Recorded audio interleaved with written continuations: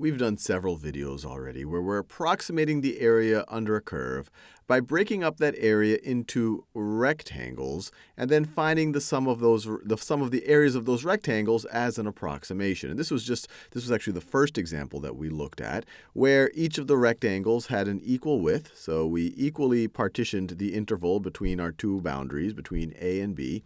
And the height of the rectangle was the function evaluated at the left endpoint of each rectangle. And we wanted to generalize it and write it in sigma notation. It looked something like this. And this was one case. Later on, we looked at a situation where you define the height by the function evaluated at the right endpoint or at the midpoint. And then we even constructed trapezoids.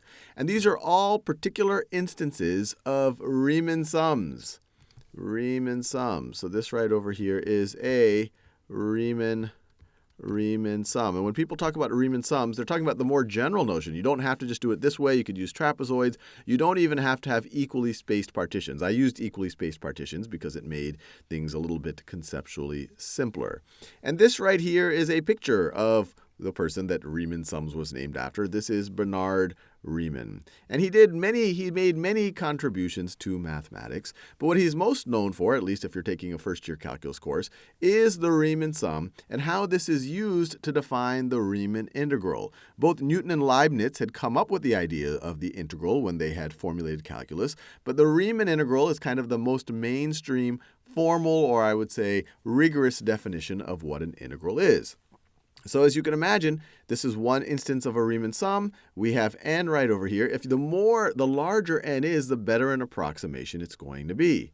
So his definition of an integral, which is the actual area under the curve, or his definition of a definite integral, which is the actual area under a curve between a and b, is to take this Riemann sum, it doesn't have to be this one, take any Riemann sum, and take the limit as n approaches infinity. So just to be clear, what's happening when n approaches infinity? Let me draw another diagram here. So let's say that's my y-axis. This is my x-axis. This is my function. As n approaches infinity, so this is a, this is b, you're just going to have a ton of rectangles. You're just going to get a ton of rectangles over there, and they're going to become better and better approximations for the actual area. And the actual area under the curve is denoted by the integral from a to b of f of x times dx. And just to make it, you see where this is coming from, or how these notations are close, or at least in my brain, how they're connected.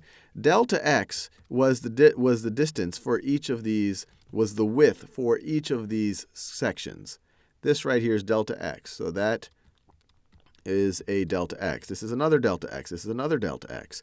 Though a reasonable way to conceptualize what dx is, or what a differential is this what delta x approaches if it becomes infinitely small. So you can view this, you can conceptualize this, and it's not a very rigorous way of thinking about it, as an infinitely small, infinitely, but not zero, infinitely small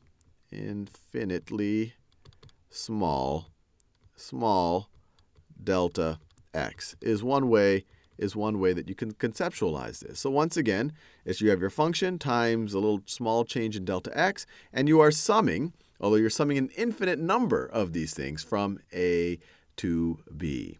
So I'm going to leave you there just so that you see the connection. You know the name for these things. And once again, this one over here, this isn't the only Riemann sum. In fact, this is often called the left Riemann sum if you're using it with rectangles. You could do a right Riemann sum. You could use the midpoint. You could use a trapezoid. But if you take the limit of any of those Riemann sums as n approaches infinity, then that you get as a Riemann definition of the integral. Now, so far we haven't talked about how to actually evaluate this thing. This is just a definition right now.